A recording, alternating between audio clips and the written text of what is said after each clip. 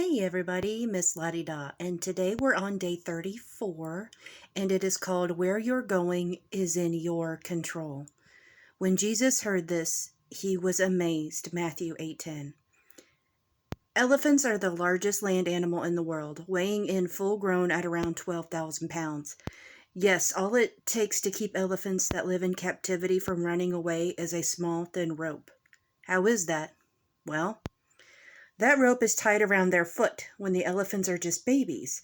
They discover quickly that they can't escape, and then they never try to again. So even though they grow into massive and extraordinary creatures that could easily break the thin rope and even uproot the trees they're attached to, they don't. They learned young that they don't have control over their situation, so they stop trying to do anything about it. A lot of us do the same thing as adults. Something happened in your childhood to your past that made you believe you don't have control over your life. It made you seem like the cards you were dealt are all you have to work with, and there's nothing you can do about it. And since God is all powerful, He's going to control the future anyway, right? It's easy to take this passive approach to our lives. But like we talked about on day 19, God invites us to participate in our lives. We aren't just puppets on a string. We're partners with Him, and we have a part to play in shaping our present and our future. I can't explain the mystery of the relationship between God's divine control and our free will, but I can tell you there are many times in Scripture where God responded to the actions of His children. He even adjusted His plans based on their faith and actions. For example, in Matthew, we see Jesus actually change His plan based on what one man said. When Jesus had entered Capernaum, a centurion came to him, asking for help. "Lord," he said, "my servant lies at home, paralyzed, suffering terribly." Jesus said to him, "Shall I come and heal him?" The centurion replied, "Lord, I do not deserve to have you come under my roof, but just say the word and my servant will be healed." When Jesus heard this, he was amazed and said to those following him, "Truly I tell you, I have not found anyone in Israel with such great faith."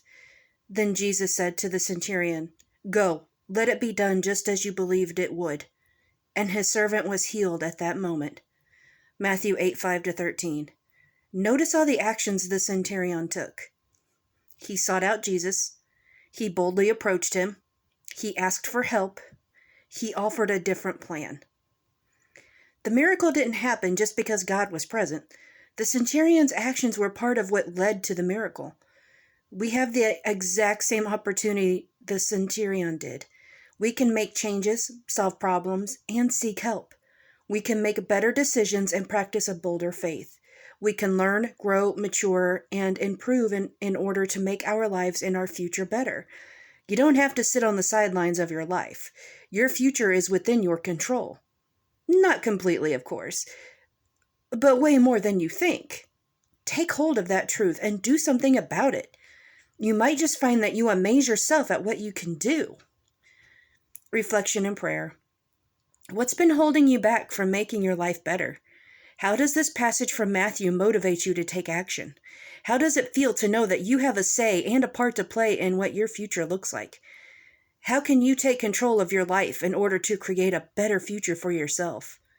Spend some time in prayer today, asking God for the wisdom and discernment to make better choices, as well as the motivation and discipline to follow through with them.